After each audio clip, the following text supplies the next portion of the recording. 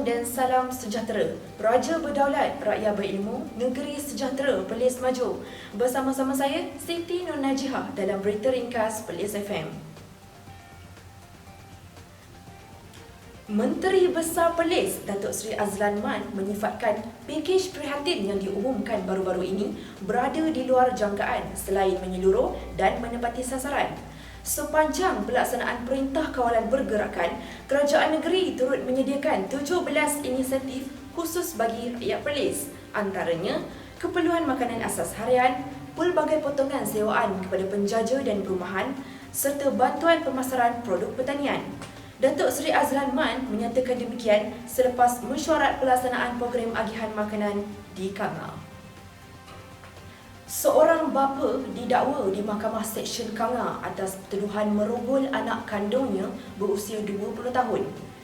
Tertuduh 45 tahun bagaimanapun mengaku tidak bersalah dan memohon untuk dibicarakan.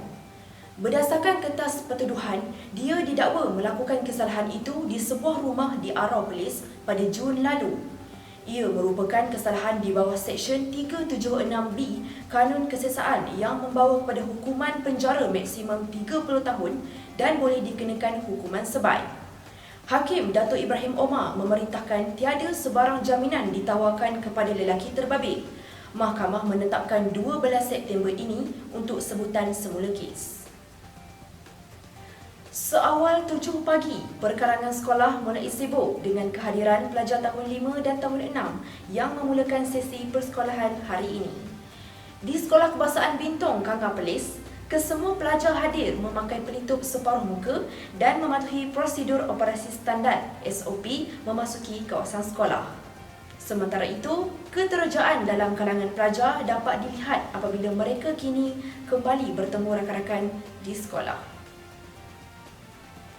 Kuala Sanglang di Perlis menjadi lokasi terbaharu yang dikenakan Perintah Kawalan Pergerakan diperketatkan PKPD.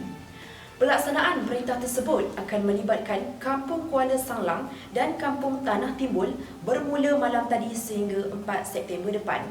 Sehubungan itu, 872 penduduk diminta menjalani ujian saringan COVID-19 serta mematuhi prosedur operasi standard SOP yang ditetapkan. Ketua Polis Perlis, Datuk Surina Saad memberi amaran pihaknya dan Kementerian Kesihatan Malaysia KKM akan mengambil tindakan terhadap mana-mana individu yang ingkar. Sekian berita yang disunting oleh Wan Muhammad Syafiq Bakhtiar dari Pusat Berita RTM. Assalamualaikum dan selamat malam.